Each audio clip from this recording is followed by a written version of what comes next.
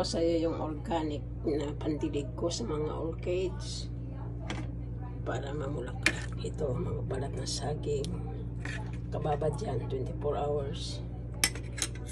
Kaya bukas ko pa ibibinig. Puntahan natin yung mga orchids.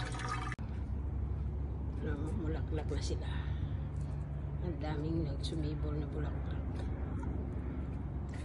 Hindi pa, mga 2 linggo pa ito bago magbukas. Ayan, ayan sila. Pati ito, namulaklak na rin. Yun ang dinidilig ko. Ayan. Ito, ang dami yun. Malaki. Ayan. Organic.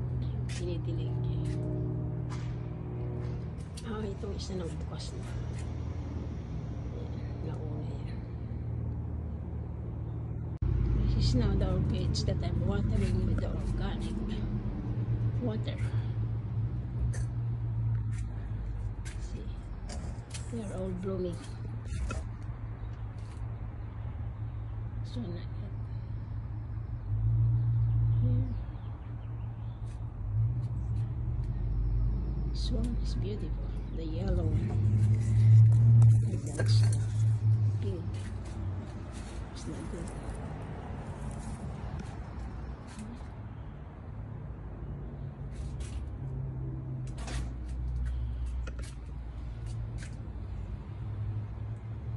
I'm using the organic water with banana peeling.